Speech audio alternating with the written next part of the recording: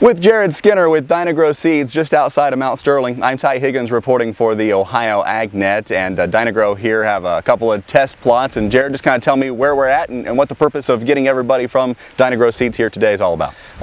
We had our seed kickoff the other day, and then we try to just touch base out here at our plot multiple times throughout the year and kind of look at our hybrids and kind of stage them and see how each one handles the different environmental conditions that we get throughout the year. And this year's kind of unique to this area. We're having a lot of stress, and hopefully the weather pattern will change for us. But right now it's kind of neat to see the different hybrids react and the soybean varieties, how they kind of handle these dry conditions. What's new here? What's the technology that you have in the field that's doing so well? I mean, I know you're in Pickaway County. There's a lot of stress there. You're seeing some crops about half this size. So what's the difference here? Well, there's a lot of new trait packages out. Smart stacks. You got Rib Complete now, Refuge in a bag. It just makes it simple for the farmer. You don't have to handle multiple products. You got everything in one bag. You go to the field and plant it. It's more of a time issue for these guys anymore. They want to get their crop in 10 days or less.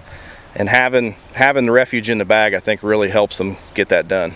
Depending on where you are in the state, we've had nice rainfall and we've had little rainfall. Your portion of the state, just south of Columbus, you haven't seen a whole lot. So no. tell me what you're seeing in the fields, and what are the guys thinking? Their voice probably getting a little bit higher. Yeah, it's harder to go to the farm and talk to these guys right now because everything's down. And but my job as a crop consultant is to try to pick them back up and say, you know, don't give up on it yet.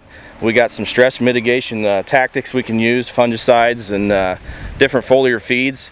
A lot of the nutrients move through the water in the soil, and these plants aren't taking a whole lot of water up, so we can kind of go in there and try to top them off a little bit, make them not stress as much with some of our LPI nutritionals. And then as corn starts to tassel, we're probably going to go in there with couple different fungicides, Quadris and Headline.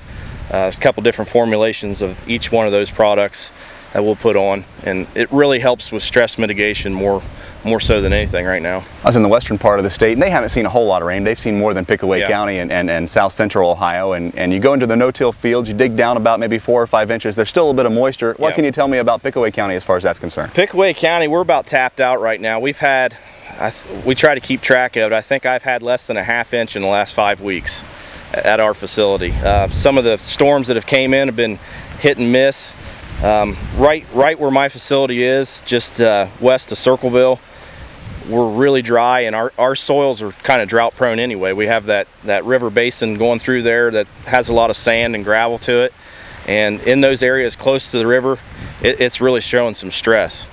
What's the worst you've seen? I've heard guys in Fairfield County, their corn is gray, and they planted it in dry and it didn't rain, so it's not coming up at all. What's the worst you're seeing in your region of the state? We're seeing a lot of the fields they look like an ocean. Some of the plants are tall and some of them are short, and that's really going to affect us at pollination time. We got corn that's tasseling in a field, and we got corn in the same field that's a week away from tasseling. So we hit this 100-degree weather with this corn tasseling. It's going to be not so good for us, but you know, these new hybrids are pretty tough. We'll see how tough they are now. When your field looks like an ocean, a lot of these guys do need a beach and a drink with a straw in it, that's for sure. I'm with Jared here for DynaGro Seeds. You can find out more about their company at DynaGro2.com. Just outside of Mount Sterling, I'm Ty Higgins reporting for the Ohio AgNet.